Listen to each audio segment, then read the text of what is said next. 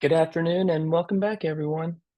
In this video, we'll take a look at the built-in Prism Element image service, as well as how to upload an ISO image to the image service, and then what it looks like to deploy a VM from that ISO. So to start out, the first thing you're going to want to do is log into Prism Element, and then on the home dashboard, you can select the little settings gear here. If you watch one of my previous videos about keyboard shortcuts within Prism Element, um, it will also tell you that you could, just click the S key on your keyboard, and that'll take you to the settings page here as well. Now, on the settings page, the next thing you'll want to do is make sure that you've selected image configuration here from the left-handed menu. And then lastly, we can click on Upload Image. So really from here, it's just as simple as filling out the form. So you'll give your image a name. I'm just going to go with CentOS. Then you can select which storage container that you want to upload your image to. Whether your image source is from a URL, you could enter that, or you could select the radio button for upload a file. I'm going to choose the upload a file option, and then I'll select this CentOS stream ISO that I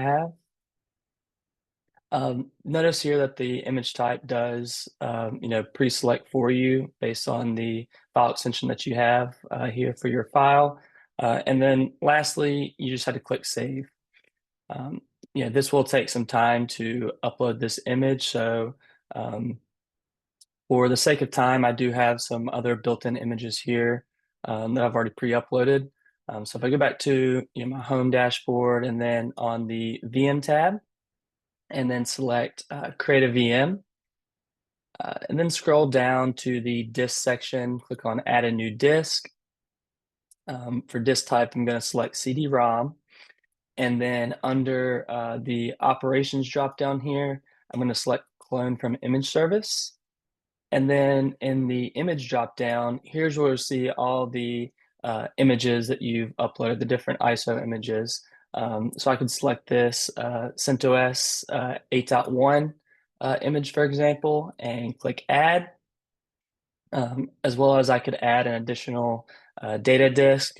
Maybe I want to do 20 GIBs. Click Save, and then it's as simple as really as filling out the form. Give your VM a name, enter in the number of vCPUs and memory that you want. Scroll down and then assign your network adapter. Click Add for that, and then click Save. Once you click Save, Nutanix Prism Element is going to go out and build your VM for you. And that's just a simple overview video of the Prism Element built-in image service and how to use that image that you uploaded to create a VM. Thanks for listening and looking forward to the next video.